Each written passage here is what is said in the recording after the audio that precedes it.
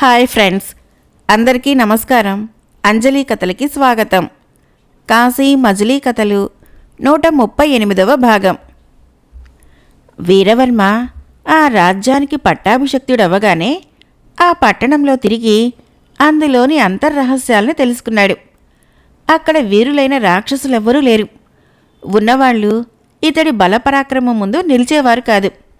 దాంతో పురప్రజలందరూ అతడికి వినయ విధేయులై ప్రవర్తించసాగారు. ఆ నగరము దిక్పాలకుల నగరాల కంటే వైభవంగా ప్రకాశించేది.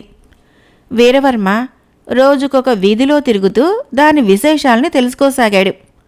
ఒకరోజు ఆ యంత్రశిలా ఫలకం దగ్గరికి వెళ్ళి లంబోదరి కుంభులను చూసి తన తమ్ముడి విషయాలు కొంత తెలుసుకొని అప్పుడు వాళ్ళలా చేసినందుకు మంచే జరగటం వల్ల వాళ్ళని శిక్షించకుండా కానుకలిచ్చి మరొక చోటికి పంపించాడు. ఆ శిలాఫలకం మీద పడ్డవాళ్లు చనిపోకుండా మెత్తని పానుపు పరిపించి కొత్త నిబంధనలు ఏర్పరిచి నమ్మకస్తులైన పనివాళ్లని నియమించాడు. నరాంతకుడి మేనకోడలు రత్నావతి తన తమ్ముణ్ణి వరించిందని, మరణించకుండా రక్షించిందని భార్య వల్ల తెలుసుకోవటంతో ఆమెను తన ఇంటికి తీసుకుని వచ్చి ఆదరించాడు. వీరవర్మ ఒకరోజు సభలో ఉండగా పరిచారకుడు వచ్చి, రాజా, భటుడి వేషంలో ఉన్న ఒక స్త్రీ ఈ లేఖను మీకివ్వమని చెప్పింది అంటూ ఒక లేఖను అందచేయటంతో అతడు దాన్ని చదువుకున్నాడు. అందులో ఇలా ఉంది: వజ్రకంఠ, నువ్వు నరమాంసం మీద ఇష్టంతో భూలోకంలో ఒక కపటమునిని నియమించి అమాయకులను పర్వతం ఎక్కించి బిలంలోకి తోయిస్తున్నావు. క్రిందకు చేరిన వాళ్ళని తినేస్తున్నావు. అదే నీకిప్పుడు చావుని కొని తెచ్చింది. లోకైక వీరుడైన మా అన్న వీరవర్మని బిలం ద్వారా రప్పించుకొని చంపి ఉంటావు. అంతటితో ఆగక నన్ను కూడా అదే దారిన తీసుకుని వచ్చావు. నీ పాలిట మృత్యువులా నేటికి 7వ రోజు నీ పట్టణం పైన దాడి చేసి అందర్నీ హతమార్చి నీ రాజ్యాన్ని హస్తగతం చేసుకుంటాను. ఇట్లు సుధన్వుడు అని రాసి ఉంది. ఆ లేఖ చదివిన వీరవర్మ ఎంతో ఆనందించి తమ్ముణ్ణే ప్రత్యక్షంగా చూసినంత సంబరపడ్డాడు. ఈ లేఖ తెచ్చిచ్చిన స్త్రీని తీసుకురమ్మని పరిచారకుణ్ణి ఆజ్ఞాపించగా అతడు వచ్చి వెతికి చూసి ఆమె ఎక్కడా కనపడడం లేదని చెప్పాడు. తన తమ్ముడు చెప్పిన 7వ రోజు రాగానే అతడు సైన్యంతో వచ్చే మార్గానికి ఎదురు వెళ్ళాడు. సుధన్వుణ్ణి కలుసుకొని సంతోషంగా కౌగలించుకున్నాడు. అతడు కూడా వీరవర్మని గుర్తుపట్టి ఆనంద బాష్పాలు రాల్చాడు. వజ్రకంఠుణ్ణి తానే సంహరించానని, ఇప్పుడు ఈ రాజ్యపాలకుణ్ణి తానేనని, నువ్వు పంపించిన లేఖ చదివే ఇలా వచ్చానని, నీ ప్రాణాలు కాపాడిన రత్నావతి ప్రస్తుతం తన దగ్గరే ఉందని వీరవర్మ చెప్పడంతో సుధన్వుడు తన సైన్యాన్నంతటినీ చిత్రకూట పర్వతానికి పంపించేసి అన్నతో కలిసి నగరంలోకి వెళ్ళాడు. వీరవర్మ అతన్ని తన భార్య పద్మసేనకు పరిచయం చేసి అతడి వృత్తాంతం చెప్పగా ఆమె ఆశ్చర్యపోయి తన సకురాలు రత్నావతిని అతడికి చూపించింది. ఆమెను చూసి సంతోషం పట్టలేకపోయిన సుధన్వుడు వెంటనే వెళ్ళి ఆమె చెయ్యి పట్టుకొని ముద్దు పెట్టుకున్నాడు. పాణిగ్రహణం జరిగినందుకు అందరూ చప్పట్లు కొట్టారు. అలా కొన్ని రోజులు కాలక్షేపం చేసిన రాజపుత్రులిద్దరూ భూలోకానికి వెళ్లే మార్గం గురించి ఆలోచిస్తూ ఆ యంత్రశిలా ఫలకం దగ్గరికి చేరారు. అందులో ఒక గంట వినిపించగా అదేమిటని వారు అడిగారు. బిలంలో నుంచి ఏదో పడబోతున్నదని, అందుకే గంట మోగుతున్నదని అక్కడున్న వారు చెప్పారు. వారు చూస్తుండగానే అందులో నుంచి జరజరా జారుతూ మెత్తని పరుపు మీద ముని శిష్యుడొకడు పడ్డాడు. అతడికి సేవలు చేయటంతో వెంటనే స్పృహ వచ్చింది. అతడితో పాటు ఒక ఉంగరం కూడా జారి వచ్చింది. అది చూసి సుధన్వుడు, ఇది మన తమ్ముడు ప్రతాపరుద్రుడి ఉంగరంలా ఉంది చూడు అనటంతో వీరవర్మ చూసి అవునన్నాడు. ఆ తర్వాత ఆ ముని శిష్యుణ్ణి చూసి వీడు కపట ముని శిష్యుడని, తమని మాయం చేసింది వీడేనని, వీణ్ణి పట్టి బంధిస్తే నిజం తెలుస్తుందని రాజపుత్రులు భావించారు. విశ్రాంతి నుంచి లేచిన శిష్యుణ్ణి, నువ్వెవరువు, ఇందులో ఎలా పడ్డావు అని అడిగారు. అతడికింకా పూర్తిగా స్పృహ రాకపోవడంతో వీళ్ళని వజ్రకంఠుడి మనుషులే అని భావించి ఇలా చెప్పసాగాడు. మిత్రులారా, నేను భూలోకంలో చిత్రకూట పర్వతపాదం దగ్గరనున్న ఆలంబసుడు అనే మాయాముని దగ్గర శిష్యుడి రూపంలో తిరుగుతున్న రాక్షసుడిని. మనుషులను గుహలోకి తీసుకువెళ్లే బిలంలో పడేస్తుంటాను. ఇంతకు ముందు 2 రాజకుమారులను ఇందులో పడేసిన విషయం మీకు తెలుసు. వారి తమ్ముడు ప్రతాపరుద్రుడట. తన అన్నల జాడ వెతుక్కుంటూ ఆలంబసుడి దగ్గరకు వచ్చి వాళ్ల గురించి అడిగాడు. అతడి మాటల గాంభీర్యానికే మాకు భయం వేసింది. అది కనపడనీయకుండా ఆలంబసుడు అవే మాటలు చెప్పి నన్ను తోడిచ్చి అతన్ని చిత్రకూట పర్వతం మీదకు పంపించాడు. ప్రతాపరుద్రుడు ఎన్నో ప్రశ్నలు అడిగి నా గురించి తెలుసుకోవాలనుకున్నాడు. కానీ నేను బయటపడలేదు. అతన్ని ముందు పెట్టి నేను వెనక నడుద్దామనుకుంటే అతడు వీలు పడనివ్వలేదు. బల్ల దగ్గరికి చేరే వరకు నేనే ముందుండి నడిచాను. అక్కడికి వెళ్ళాక ఆ బల్లపై నిలబడి చూస్తే మీ అన్నలు కనిపిస్తారు అని చెప్పాను. నువ్వు ఎక్కి చూపించు అంటూ నన్ను బలవంతంగా దానిమీద నిలబెట్టాడు. దానిమీద జారిపోయి నేను ఈ బిలంలో పడిపోయాను. అప్పుడు అతడు చేయి పట్టుకోగా అతడు విదిలించాడు. దాంతో ఉంగరం ఊడొచ్చింది. అతడు తప్పించుకున్నాడు. స్పృహ తప్పి నేనిందులో జారిపడ్డాను. ఇదే నా వృత్తాంతం. ఆ మాటలు విన్న సుధన్వుడు కోపం పట్టలేక వాణ్ణి చంపడానికి వెళుతుంటే వీరవర్మ ఆపి వీడు శత్రువైన తమ్ముడి క్షేమ సమాచారం తెలియచేశాడు. వీడి ద్వారా అక్కడి విషయాలు తెలుసుకుందాము అని చెప్పాడు. ఆ శిష్యుడితో వీరవర్మ, నీకీ బడలిక తీరి తిరిగి వెళ్ళటానికి 10 రోజులైనా పడుతుంది. నువ్వు కోలుకున్నాక నిన్ను వజ్రకంఠుడి దగ్గరకు తీసుకువెళతాం. నీ గురించి గొప్పగా చెప్పి తగిన పారితోషికం ఇప్పిస్తాం. నువ్వు భూలోకానికి ఎలా వెళ్తావు? ఇదే బిలంలో నుంచి వెళ్ళగలవా అని అడగటంతో ఆ శిష్యుడు సరిగ్గా స్పృహలోకొచ్చి వాళ్ళిద్దరూ ఆ రాజపుత్రులేనని గ్రహించేశాడు. దాంతో వాళ్ళు ఏమడిగినా మాట్లాడకుండా కూర్చున్నాడు. వీణ్ణి చెరసాలలో పెట్టండని వీరవర్మ ఆజ్ఞాపించి తమ్ముడితో ఇలా అన్నాడు. మన ప్రతాపరుద్రుడు మనం ఈ బిలంలో పడిపోయి ఉంటామని తెలుసుకుని ఉంటాడు. ఆలంబసుడి మోసం గ్రహించే వీణ్ణి బిలంలోకి తోసేసి ఉంటాడు. ఈ పాటికి చిత్రకూట పర్వతాన్ని ఆక్రమించి ఆ మాయావుని సంహరించి మన జాడ తెలుసుకునే ప్రయత్నంలో ఉండి ఉంటాడు. మృత్యుముఖం నుంచి తప్పించి మనల్ని నగరాధిపతుల్ని చేసిన ఆ భగవంతుడు ఇప్పుడు మనల్ని భూలోకం చేర్చే ఏర్పాటు కూడా చూస్తున్నాడు కాబోలు అంటూ ఆ ఉంగరాన్ని ముద్దు పెట్టుకుని జరిగిన విషయమంతా భార్యకు వివరించడానికి వెళ్ళాడు. తర్వాతి నుంచి వాళ్ళిద్దరూ ఆ శిలాయంత్రం దగ్గరే ఉంటూ అందులో నుంచి ఏదైనా వార్త వస్తుందేమోనని ఎదురు చూడసాగారు. ఒకరోజు గంట వినిపించటంతో అందులో నుంచి ఏమొస్తుందా అని ఆతృతగా చూశారు. ఒక ఇనప గొలుసుకి కట్టబడిన ఒక గుండ్రని బంతి అక్కడ పడింది. పరిశీలించి చూస్తే దానికొక మూత కనపడింది. దాన్ని తెరిచి చూస్తే ఒక లేఖ కనపడింది. ఆనందంగా వీరవర్మ ఆ లేఖ చదవటం ప్రారంభించాడు. అన్నలారా, మీరు దిగ్విజయ యాత్ర చేసి ఎంతకీ తిరిగి రాకపోవటంతో మన తల్లిదండ్రులు దుఃఖిస్తున్నారు. అంతలో దండనాథుడు ఒక ఉత్తరం పంపించి తాము చిత్రకూట నగరానికి దగ్గరలోని అడవిలో ఉన్నామని, ఇక్కడొక ముని ఆతిథ్యం స్వీకరించమని, మీ పుత్రుల్ని తీసుకుపోయి తిరిగి పంపలేదని, తాను వెళ్ళి అడిగినా ఏమీ సమాధానం చెప్పకుండా శపిస్తానంటున్నాడని, ఏం చెయ్యాలో తెలియక మీకు కబురు పంపుతున్నామని అందులో రాశాడు. అది చదివి వాళ్ళు ఇంకా విలపించగా మేం ఓదార్చాం. మన తమ్ముడు రాగవర్ధనుడు ఎంతో కోపంతో ధనుర్బాణాలు తీసుకొని తండ్రి అనుమతి పొంది ససైన్యంగా మీ దగ్గరకు బయలుదేరాడు.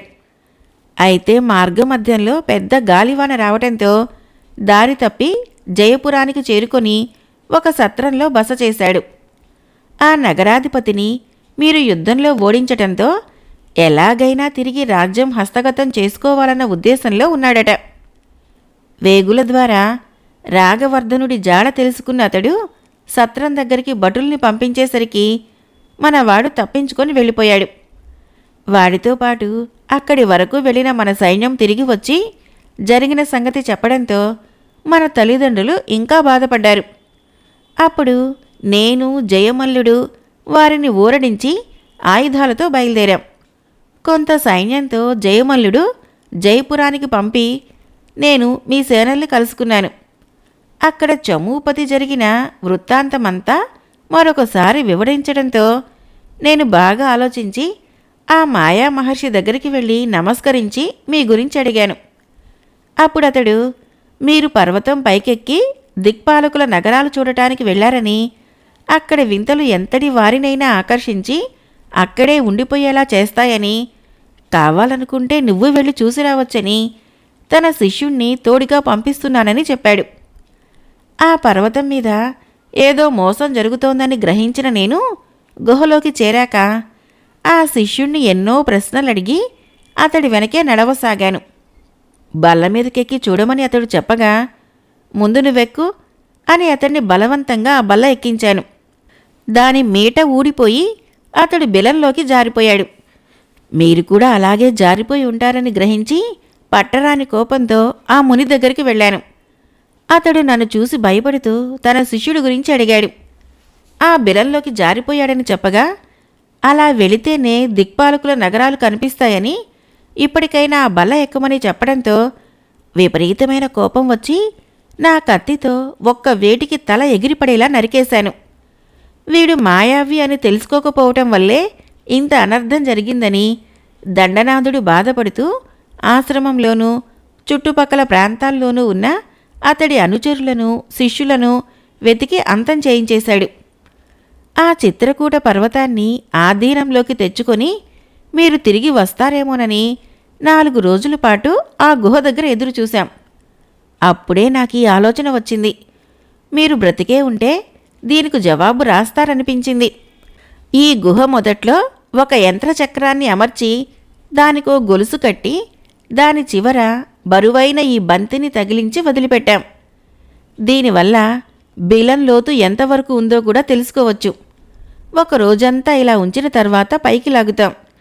ఇట్లు మీ ప్రియ సోదరుడు ప్రతాపరుద్రుడు. ఈ సుదీర్ఘమైన లేఖను చదువుకున్న వీరవర్మ ఆనందం పట్టలేక గంతులు వేశాడు. తమ్ముడికింత మంచి ఆలోచన వచ్చినందుకు దేవుడికి ఎన్నో నమస్కారాలు చేశాడు. వెంటనే తాను కూడా ఒక లేఖను రాసి అందులో పెట్టాడు.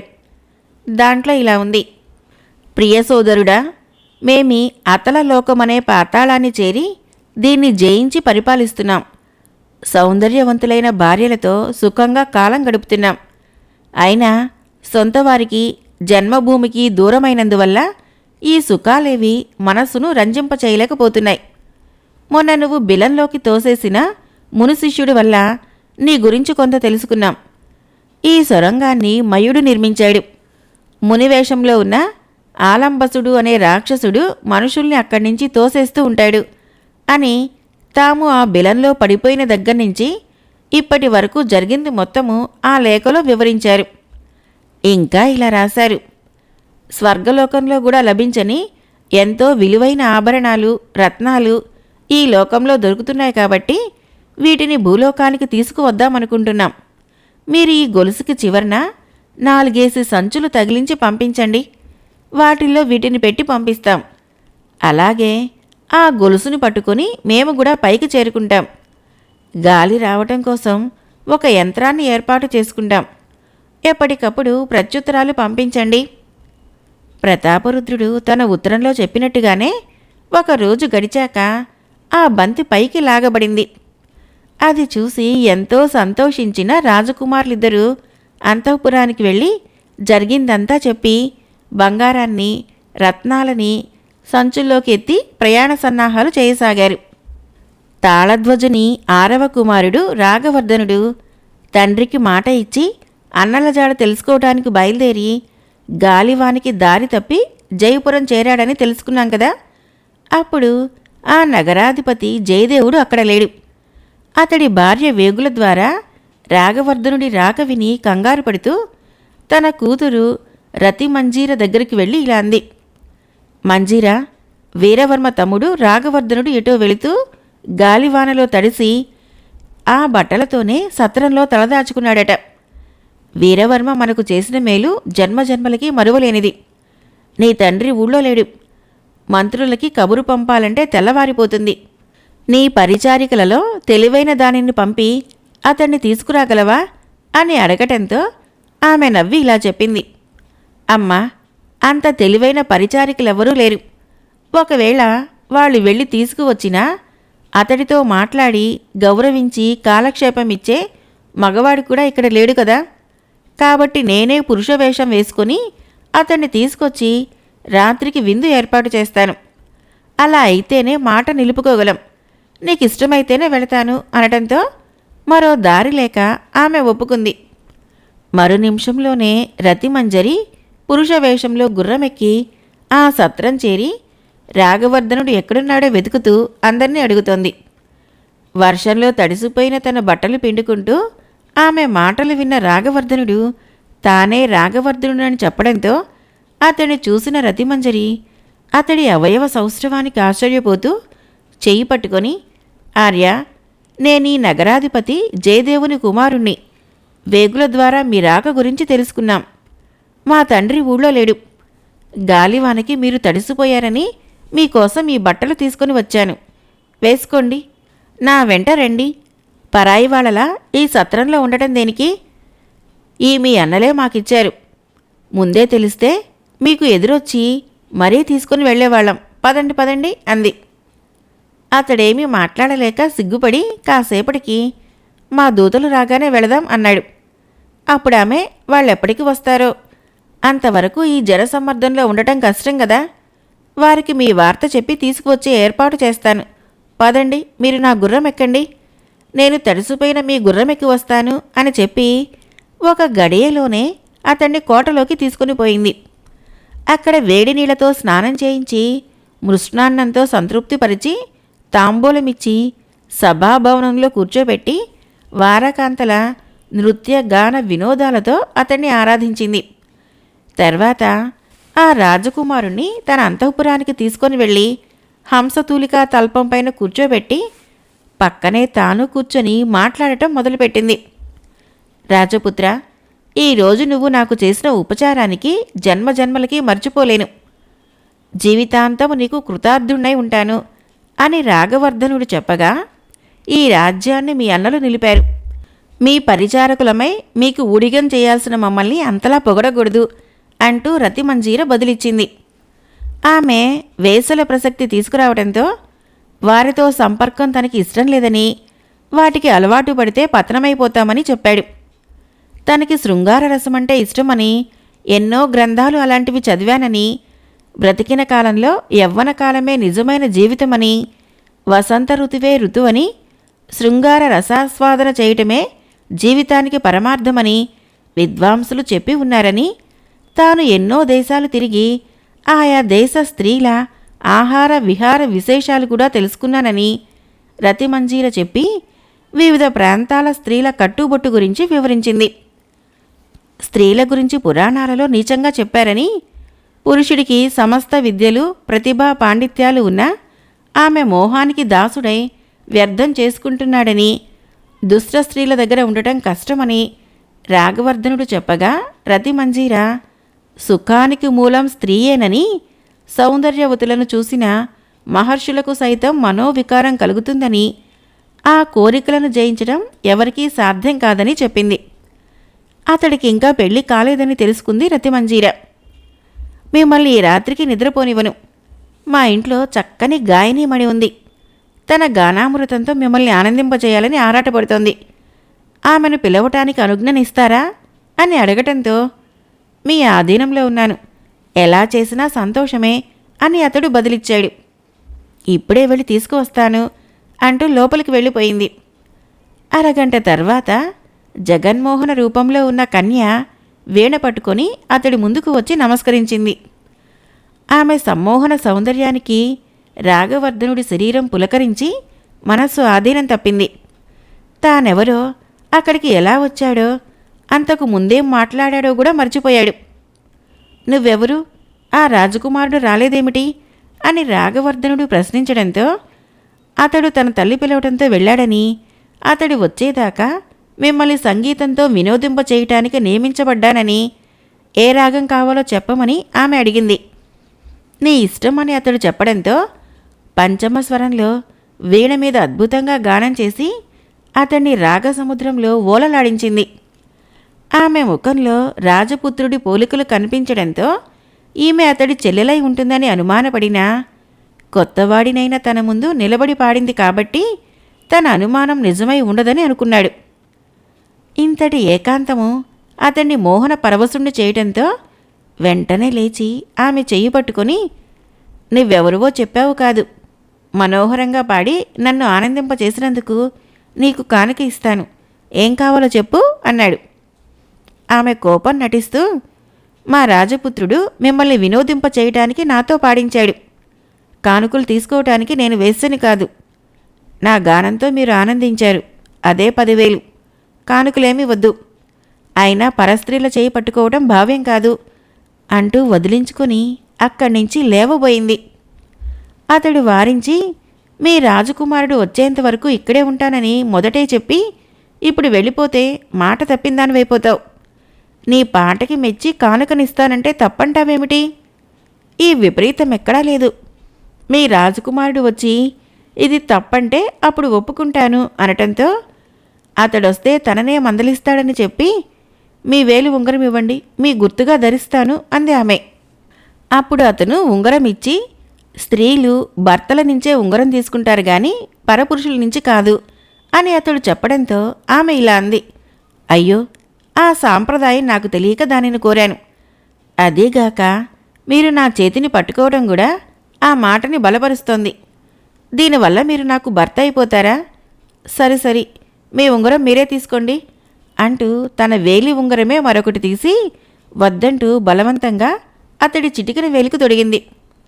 అతడు దాన్ని చూసుకొని, ఓహో, ఇది నా ఉంగరం కాదు, మరొకటి ఇచ్చావేం? ఇలా ఉంగరాలు మారిపోవటం కూడా నేనన్న మాటనే ధృవపరుస్తోంది కదా అన్నాడు. అందుకామె, దైవ సంకల్పంలా ఉంది కాబోలు, తెలియకుండానే ఇది జరిగిపోయింది.